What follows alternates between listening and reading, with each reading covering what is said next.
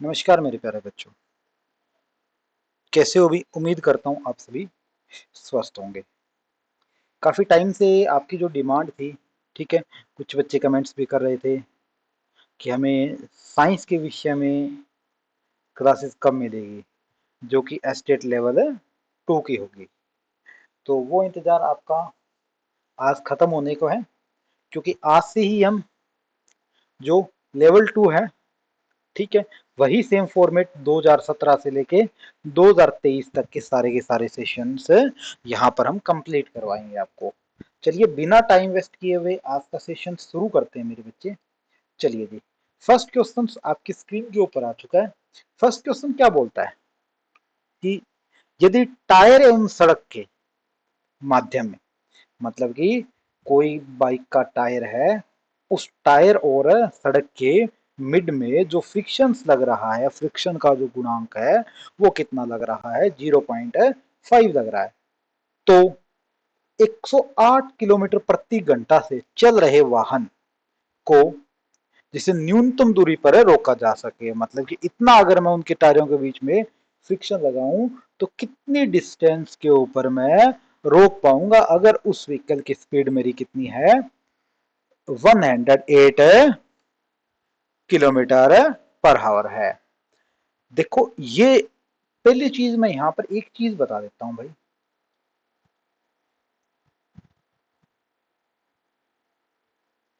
जो estate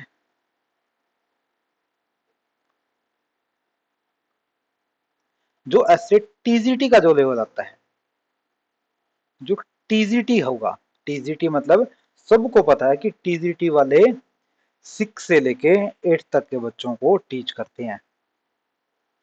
maximum syllabus 10 तक ही आना चाहिए, लेकिन जब एस्टेट के अंदर इस सिलेबस की मैं बात करूं तो यहां सिलेबस पूछा जाता है 10+2 तक का। 10+2 तक का सिलेबस यहां पर पूछा जाता है। तो ये अपने आप में गौर करने वाली बात है कि आपको जो क्वेश्चंस मिलेंगे वो क्वेश्चंस 11th के भी मिल सकते हैं, 12th के भी मिल सकते हैं, इन दोनों क्लासेस के मिल सकते हैं आपको। तो इसमें इतना अतिशयोक्ति होने की जरूरत नहीं होगी वहां पर कि आपको जो क्वेश्चंस मिल रहे हैं वो 11th और 12th के क्यों मिल रहे हैं। आप तो जबकि टेस्ट दे रहे हो वो तो 6, 7, 8 के लिए ही दे रहे हो, ज्यादा से ज्यादा आप 10 तक पूछ सकते हो, लेकिन यहाँ पर आपको जो क्वेश्चंस मिलेंगे वो 11th 12th को मिलेंगे। ध्यान करना इन चीज पे, अभी बता रहा हूं मैं, बाद में इन चीजों के बारे में अगर पता ना चले तो दिक्कत आती है। फ्रिक्शन इतना है और स्पीड उसकी उतनी है। हमने लो फ्रिक्शन किया था, लो ऑफ फ्रिक्शन हमने किया था। लो फ्रिक्शन क्या था? जो फ्रिक्शनल फोर्स है वो मेरा डायरेक्टली प्रोपोर्शनल होता है किसके? नॉर्मल के। क्लियर है? फ्रिक्शनल फोर्स मेरा डायरेक्टली प्रोपोर्शनल होता है किसके साथ? नॉर्मल के साथ। अपना ये डायरेक्टली प्रोपोर्शनल का रिलेशन बनाकर चलता है। तो जैसे ही आप प्रोपोर्शनलिटी के सिंबल को यहां पर हटाते हो तो आपके पास क्या आ जाता है? कांस्टेंट आ जाता है। तो F S is equal to मेरे पास क्या आ जाता है? म्यू नोट आर आ जाता है। ठीक है जी, म्यू नोट आर आ जाता है। इस आर की वैल्यू हमेशा नहीं होगी, मैक्सिमम टाइम में एम जी होगा, और इस एस की वैल्यू हमेशा ही एम ए होगी। इस एस की वैल्यू हमेशा ही एम ए होगी। तो मैं वैल्यू पुट कर देता हूं एम ए। इसकी वैल्यू कितनी दे रखी है जी? इसकी वैल्यू दे रखी है 0.5। आर की वैल्यू पुट कर देता हूं एम इंटू 10। एम से एम मेरा कैंसिल आउट हो चुका है, तो ए इज इक्वल टू मेरे पास कितना आया? 0.5 इंटू 10, जो कि मेरे पास कितना आया? 5 मीटर इनवर्स सेकेंड स्क्वेयर। बताओ जी, यहां तक किसी भी बच्चे के कोई दिक्कत है तो बताइए। अब हमें निकालनी क्या है? हमें निकालनी है जी इसकी डिस्टेंस है। हमें इसकी डिस्टेंस फाइंड करनी है, डिस्टेंस फाइंड करनी है। लेकिन दिक्कत वही है, यहां पे सारी टर्म्स मीटर में दे रखी है और यहां पर जो टर्म्स दे रखी है वो किलोमीटर में दे रखी है। तो 100 जो 8 हमें किलोमीटर पर हावर दे रखा है उसे मीटर पर सेकंड में चेंज करना भी अपने आप में जरूरी रहेगा जी, वो चीज आप ध्यान करके चलना। क्लियर है? तो इसे आप 5/18 से मल्टीप्लाई कर दोगे तो ये किस में आ जाएगी, मीटर पर सेकंड में आ जाएगी। कभी भी बड़ी से छोटी में कन्वर्ट करना हो तो ऊपर जो टर्म आती है वो हमेशा ही मेरी क्या आती है, छोटी आती है। कभी छोटी से बड़ी में कन्वर्ट करना हो तो वो चीज मेरी क्या होगी, ऊपर हमेशा ही बड़ी टर्म्स आएगी। क्लियर है जी? ये चीज मेरे पास क्या है, स्पीड दे रखी है। अब ये स्पीड मेरे पास गिवन है, तो ये स्पीड मेरे पास कौन सी गिवन है, u गिवन है या v गिवन है? u गिवन है या फिर ये मेरे पास है v गिवन है? जल्दी से बताइए। देखो जी, अब इसने कहा रोकना है, स्टॉप्ड का बोल रखा है, इसका मतलब बाद में तो वो रुक जाएगा ना। तो u तो मेरे पास कितनी दे रखी है, 108 इंटू 5/18 मीटर पर सेकंड। बाद में रुक जाएगा तो v कितना हो जाएगा जी, बाद में 0 हो जाएगा। u v और a मेरे पास तीन टर्म्स है, मुझे निकालनी क्या, डिस्टेंस निकालनी है। तो हमने इक्वेशंस की थी 2as is equal to v square minus u square, v square minus u square, हमने एक इक्वेशन से ये की थी अगर आपको याद हो तो। बताइए जी, यहां तक किसी भी महान अनुभव के कोई दिक्कत हो रही हो तो आप मुझे बता सकते हो। क्लियर है? कोई दिक्कत तो नहीं होगी किसी भी बच्चे के? बताओ जी, बताइए जी। अब देखो, मेरे पास u इतना है, v इतना है। क्लियर है? u और v मेरे पास है, दोनों की दोनों चीजें है। क्या मैं अब इसमें s नहीं निकाल सकता हूं? मुझे ये s ही तो निकालना है इसके अंदर, मुझे s ही तो निकालना है। अब तो सारी इक्वेशंस आपके पास है, तो आप इसका s फाइंड करके कमेंट सेशन में बताओगे कि क्या इसका s है वो 90 आ रहा है क्या। क्लियर है? चलिए जी, 92 क्वेश्चन हम आज 6 या 7 क्वेश्चन ही करेंगे। टाइम देख लेंगे एक दिन में कितने क्वेश्चन कवर कर रहे हैं, उसके बाद में हमें पर्टिकुलर टाइम सेट कर देंगे। क्लियर है? चलिए जी, 92 क्वेश्चन। सिरके की खाने के सोडे से क्रिया कराने पर उत्पन्न गैस को जब चूने के पानी में प्रवाहित किया जाता है तो वह दूधिया हो जाता है। इस दूधियापन का कारण क्या है? इस दूधियापन का कारण क्या है बताइए जी। वह द गैस, ठीक है, producted with a vinegar reacts, vinegar, vinegar ही होना चाहिए ये। एक मिनट रुको यार, मैं चेक कर लेता हूँ इसको, क्या ये थोड़ा सा,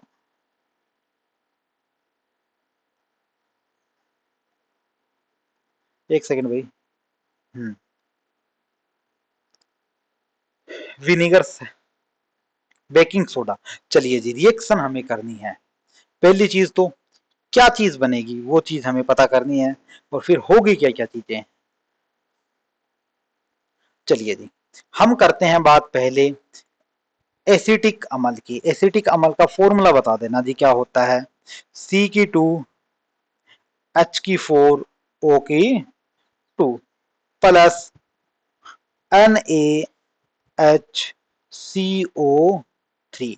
जो सोडियम है बाइकार्बोनेट होता है, इससे बनेगा क्या, सोडियम एसीटेट बनेगा। सोडियम एसीटेट का फॉर्मूला क्या होता है, एन ए सी की 2, एच की 3, ओ की 2। नाम लिखना जरूरी है क्या, आप मेरे को बता देना कमेंट करके कि नाम इनके लिए नीचे लिखना जरूरी है, तो मैं नाम आगे से लिख दूंगा।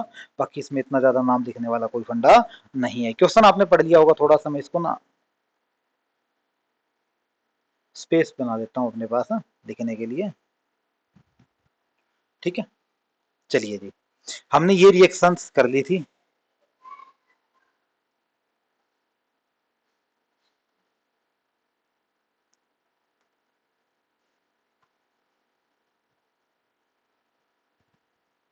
एक सेकंड रुको, इसको मैं थोड़ा सा, क्योंकि साइंस के जो क्वेश्चन है ना वो थोड़े से बड़े हैं, उनमें दिक्कत आती है एक्सप्लेनेशन के केस में। चलिए जी, यहां तक बताओ किसी की कोई दिक्कत है तो, यहां तक बता दो जी, अब ठीक है। बताओ जी, कोई दिक्कत? हमने एसीटेट और सोडियम बाइकार्बोनेट की आपस में रिएक्शन करवाई, जहां पर हमें सोडियम एसीटेट मिला, प्लस हमारे पास क्या मिला, H2O मिला, और प्लस मेरे पास यहां पर मिला कार्बन डाइऑक्साइड। क्लियर है? अब ये कार्बन डाइऑक्साइड गैस है ना, ये कैल्शियम हाइड्रोक्साइड के का जो सॉल्यूशंस होगा, मतलब कि जो कार्बन डाइऑक्साइड जो गैस है, इस गैस को अगर इस गैस को मैं कैल्शियम हाइड्रोक्साइड के साथ, कैल्शियम हाइड्रोक्साइड CaOH की 2, CaOH की 2, इसके साथ अगर मैं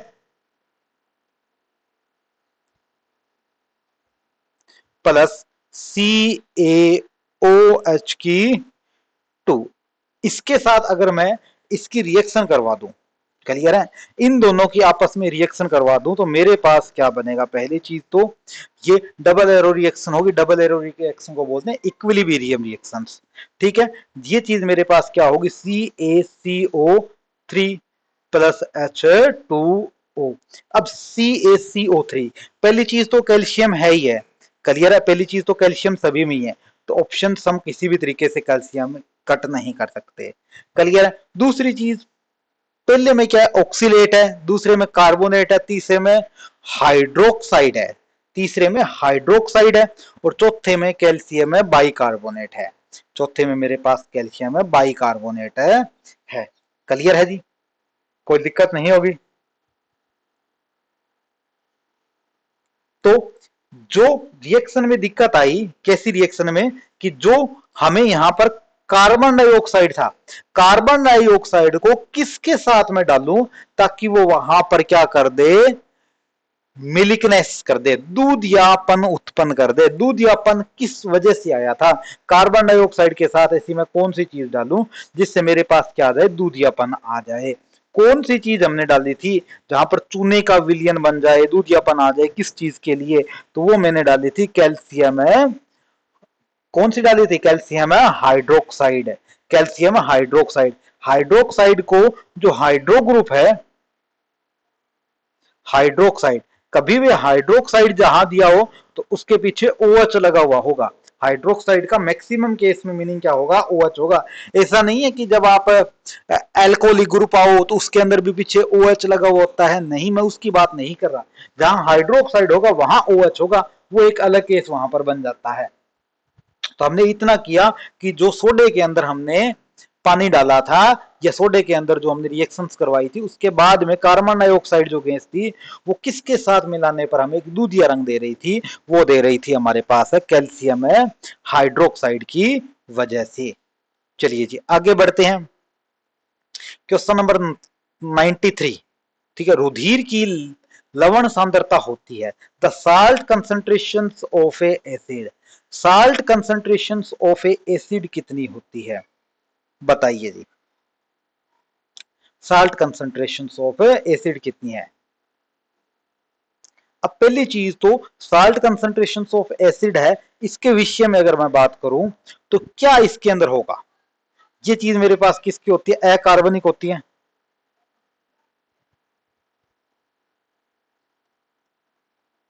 क्या होगी? अकार्बनिक भी मैं इसे बोल सकता हूं, अकार्बनिक लवण, या मैं इसे साल्ट बोल सकता हूं, या फिर मैं इस चीज को और क्या बोल सकता हूं? विद्युत, विद्युत अपघटन बोल सकता हूं। मैं इसे विद्युत अपघटन भी मैं इसे ही बोल सकता हूं। क्लियर है? मैं इन चीजों को विद्युत अपघटन या कार्बनिक जो लवण है वो बोल सकता हूं। ये पूरी की पूरी प्रोसेस होगी वो इन दोनों की वजह से होगी, और इसके अंदर जो मेजर रोल प्ले करेगा वो कौन सा एलिमेंट करेगा?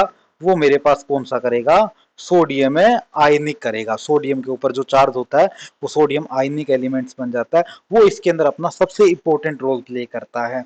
अब साल्ट की जो कंसेंट्रेशन है ऑफ ए ब्लड, ब्लड के अंदर कितनी कंसेंट्रेशन होगी साल्ट की? ये क्वेश्चन है, इसको डायरेक्टली आप याद कर सकते हो।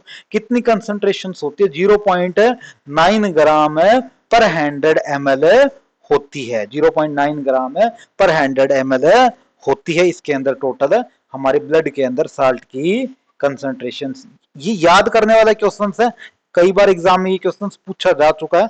जैसे ब्लड का पीएच कितना होता है, यूरिन का पीएच कितना होता है, ये सारी की सारी चीजें हमें याद करने वाली है। तो इनमें अगर हम कितनी थ्योरी अप्लाई करेंगे तो उनका कुछ आना जाना नहीं है। तो आप इनकी थ्योरी के ऊपर न डाल के जो टेबल दी हुई होती है उनको याद करना होता है। सत्य कथन का चयन कीजिए। It is a true statements. The standard size of a herbariums, ठीक है, शीट इज, हाइब्रेरियम जो शीट है उसका जो साइज क्या है, इतना है। क्लियर है?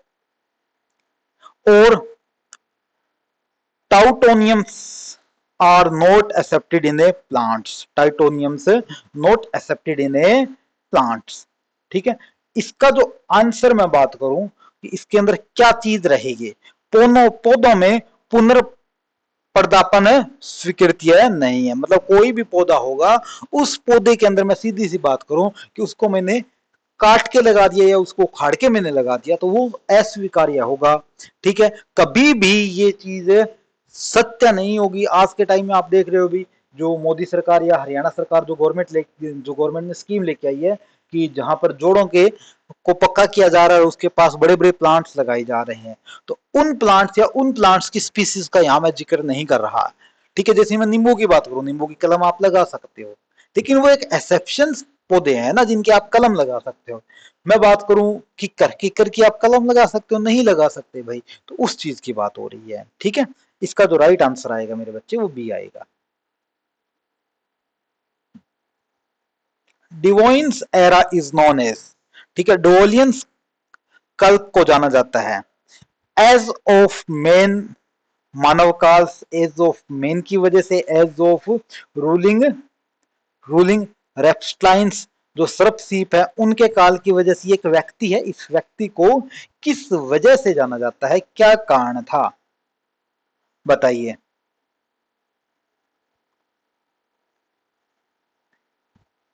देखो, इस व्यक्ति के अगर मैं बारे में बात करूं, इस व्यक्ति के बारे में अगर मैं बात करूं तो इस व्यक्ति ने लगभग 416 वर्ष पूर्व या पहले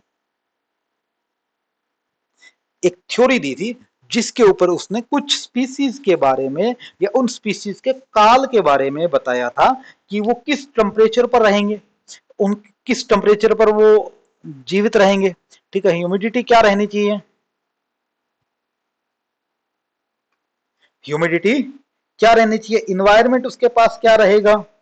ठीक है, या फिर वो एलिमेंट्स कौन सा होना चाहिए, कंपाउंड्स कौन सा होना चाहिए उसके पास जिससे वो जीवित रह सके, गैस कौन सी होगी जिसके पास वो जीवित रह सके। ये सारी की सारी चीजें उसने अपने टाइम में बताई थी। किसके लिए बताई थी, ये सारी की सारी जो चीजें थी ये बताई थी फिशेस के लिए। जो मछलियों का जो जीवन काल है ना, उसके बारे में डिवोनियंस ने जो अपना एरा दिया था, या मैं बात करूं अपना एक सिद्धांत दिया था, वो किसके लिए दिया था, वो मछलियों के लिए दिया गया एक अपना सिद्धांत था। इसमें कोई ज्यादा इतना परेशान होने वाली बात नहीं है, क्योंकि ये क्वेश्चन से ये आपको नहीं आए तो किसी को भी नहीं आएंगे। इस चीज से आप बेफिक्र रहिए, क्योंकि ये क्वेश्चन अपने आप में ही याद करने वाले क्वेश्चन से, जो समझने वाले क्वेश्चन होंगे उनको मैं करवाऊंगा। आप ध्यान करना, जिस भी बच्चे ने चैनल को अब तक सब्सक्राइब नहीं किया वो बच्चा चैनल को सब्सक्राइब कर लें, आपसे बाई रिक्वेस्ट है। क्योंकि यहां पर 2017 से लेके 2024 तक के सारे स्टेट पेपर का सॉल्यूशन करवाया जाएगा। ठीक है, 2024 को हम लास्ट में करेंगे, तभी मैंने पीछे से शुरू किया है, क्योंकि कभी भी कोई भी जो एग्जाम होता है उस एग्जाम के अंदर लास्ट जो एग्जाम हुआ होता है उसके क्वेश्चंस रिपीट होने के चांसेस बहुत नए के बराबर होते हैं, लेकिन उससे पहले के जो क्वेश्चन थे उनकी रिपीटेशन बहुत ज्यादा चलती है। देखो जी, प्रकाश संश्लेषण सेकंड के उत्सर्जित क्लोरोफिल अणु, देखो प्रकाश संश्लेषण होगा तो क्लोरोफिल से ही होगा। ठीक है, सनलाइट में होगा, ये चीज ध्यान करना, सनलाइट में होगा, जिसे फोटोसाइंथेसिस बोलते हैं।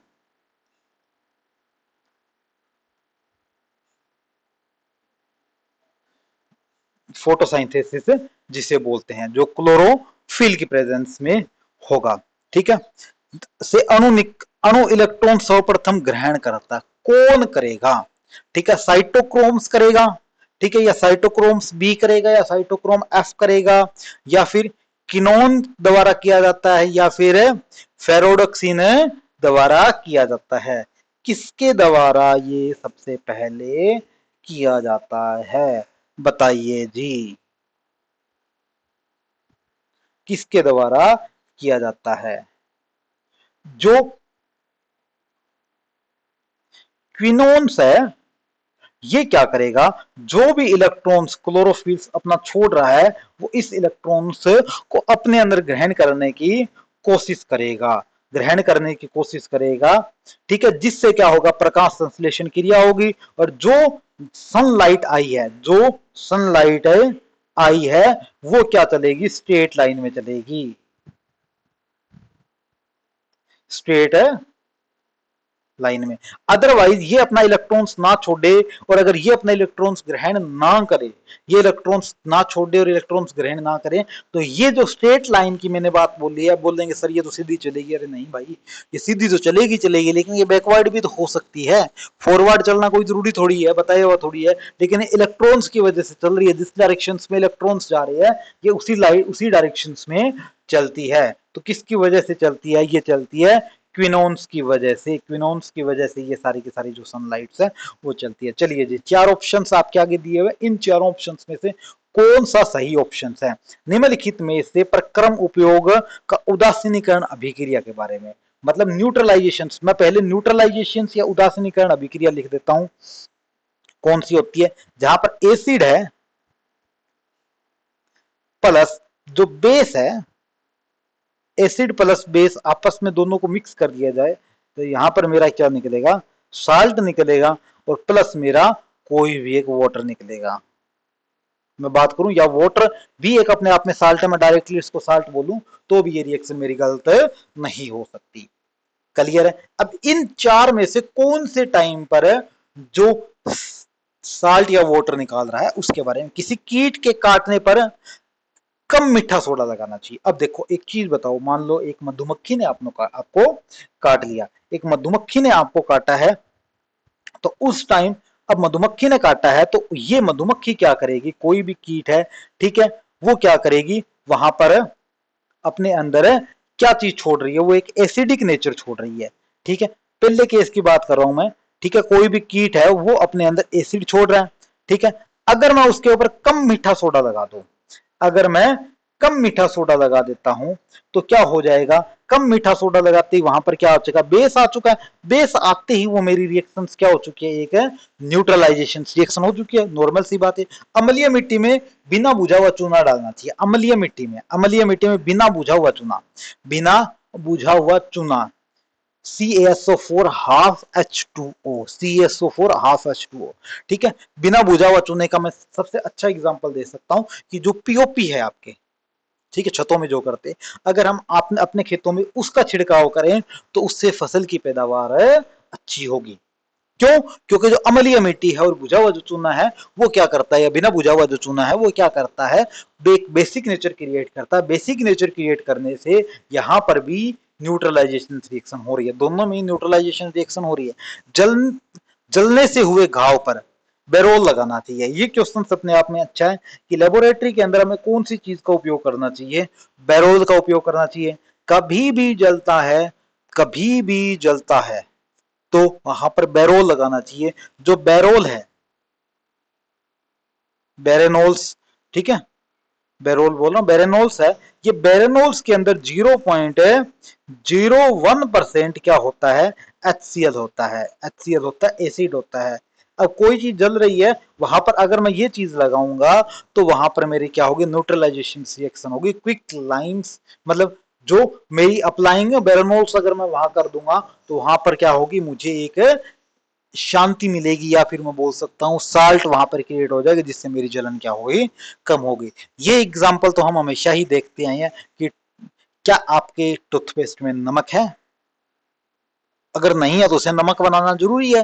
क्लियर? टूथपेस्ट से दांतों को साफ करना चाहिए, क्लियर है, टूथपेस्ट से दांतों को साफ करना चाहिए। जो टूथपेस्ट होता है वो मेरा क्या होता है, एक साल्टी नेचर का होता है, एक साल्टी नेचर का होता है। दांत का हमें पता है कि दांत हमारे क्या होते हैं कि एसिडिक नेचर के होते हैं। जब एसिड और बेस दोनों बनेंगे तो सेम एज इट इज बनाएगा बनाएगा। मतलब जो चारों ही पॉइंट है वो अपने आप में एक न्यूट्रलाइजेशन रिएक्शन बना रही है। तो डी ऑप्शन हमारा यहाँ पर क्या हो जाएगा, राइट आंसर आ जाएगा। मोस्ट इंपॉर्टेंट, चार अच्छे अच्छे क्वेश्चन को इसने निकाल के दिया है। अच्छा क्वेश्चन है, चार क्वेश्चंस का एक साथ मिश्रण इसने हमें करके दिया है। तो अपने आप में ये क्वेश्चंस काफी इंपॉर्टेंट है भाई। चलिए जी आगे बढ़ते हैं। सन 1963 में भारत में गेहूं उत्पादक क्षेत्रों में गेहूं की कौन सी अधिक उत्पादक का रोग प्रतिरोधकता किस्म लाई गई थी। ठीक है, ये याद करने वाला ईवीएस टाइप का क्वेश्चन है। इस क्वेश्चन की अगर मैं आधार बात करूं तो आपको एग्रीकल्चर की बुक पढ़नी चाहिए या फिर क्लास है जो एट्थ है, एट्थ क्लास के अंदर चैप्टर फर्स्ट आता है crop production and management. Crop production and management, वहां इसके बारे में एज इट इज लिखा हुआ है एनसीईआरटी की बुक के अंदर। वहां उसके बारे में एज इट इज लिखा हुआ, कौन सी जो लेके आई थी उस टाइम में जो गवर्नमेंट थी वो कौन सी थी, कांग्रेस गवर्नमेंट थी। तो कांग्रेस में आप याद कर सकते हो कि जो सोनिया है वो कांग्रेस गवर्नमेंट की है। तो सोनालिका जो हमारे पास है किस्म आई थी वो उस टाइम की सबसे बेस्ट थी। ठीक है, सोनालिका या फिर कल्याण है सोना। ठीक है, कल्याण है सोना या सोनालिका, ये दोनों जो किस्म आई थी उस टाइम की वो सबसे बेस्ट किस्म थी। चलिए जी क्वेश्चन नंबर 99 पे निम्नलिखित में से कौन सा मनुष्य के रुधिर एवं परम मस्तिष्क मेरुद्रव का अंत अंत परिजीवी है। मतलब कि विच ऑफ फॉलोइंग्स आर, ठीक है, एंडोपेरासाइट्स, ह्यूमंस ब्लड्स या सेरिबेनल फ्लूइड्स, इनमें से कौन सा इन परम मस्तिष्क के अंदर पाया जाने वाला है। कौन सा पाया जाने वाला एक जो मेरे पास है प्रोटोजोआ है या क्या है वो हमें यहां पर पता करना है। देखो, कभी भी सेरिबोर्नियपन्स या परम मस्तिष्क है, इस परम मस्तिष्क के बारे में कभी भी बात करूं तो परम मस्तिष्क को अगर मैं सुन करना चाहूंगा तो मुझे बैकबोन या जो फिर मैं बात करूं जो रीढ़ की हड्डी है उसको मैं मुझे क्या करना पड़ेगा, कंट्रोल करना पड़ेगा। करियर है, उस रीढ़ की हड्डी पर मुझे क्या करने पड़ेंगे, इंजेक्शंस लगाने पड़ेंगे। या फिर एक अफ्रीका में एक ऐसा इंजेक्शंस की भी खोज की गई थी। ठीक है, या फिर एक ऐसा रोग भी वहां पर देखा गया था, उस रोग का क्या नाम था, अफ्रीकन, ये रोग इंपॉर्टेंट है। ठीक है, अफ्रीकन निंद्रा नाम से रोग था। लेकिन इस नाम से क्वेश्चन पूछे या ना पूछे कोई जरूरी नहीं है। तो इसको आप दूसरे शब्द में भी याद कर लेना, क्या, गेमेबियन। ठीक है, गेमेबियन जो नाम है रोग का, इस रोग के बारे में खोजा गया था। इस रोग का क्या था, ये अत्यधिक अधिक जो नींद लेके आएगा बॉडी के अंदर, अधिक नींद आएगी इस चीज से, मतलब सोना चाहेगा, अधिक नींद आती है इस रोग से।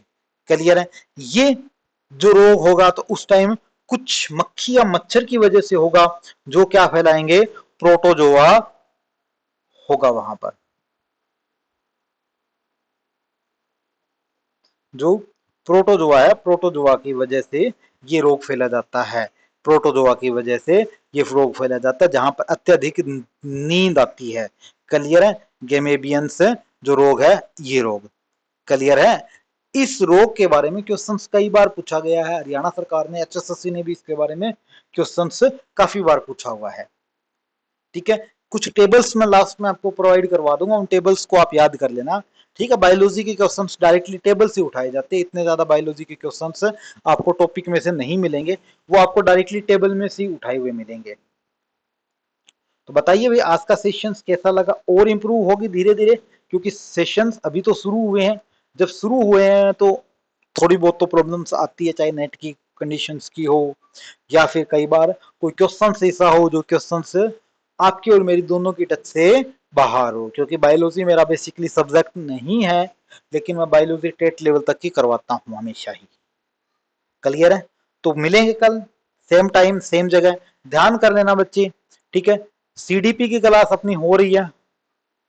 ठीक है, जेबीटी के लिए, लेवल फर्स्ट के लिए जेबीटी के लिए हो रही है। जो 1 PM पर क्लास है आपको प्रोवाइड हो रही है। ठीक है, इसमें इतना टाइम नहीं है क्योंकि हफ्ते में 2 दिन या 3 दिन में प्रोवाइड करवाऊंगा, जेबीटी वाली क्लास है।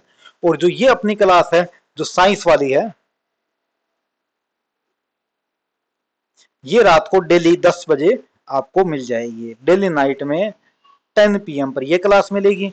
और ये हफ्ते में 3 दिन मिलेगी। ठीक है, हफ्ते में 3 दिन मिलेगी और ये भी हफ्ते में 4 दिन मिलेगी। ठीक है, मंडे ट्यूसडे से शुरू होगी, मंडे से शुरू होगी, 4 दिन तक ये क्लास चलेगी।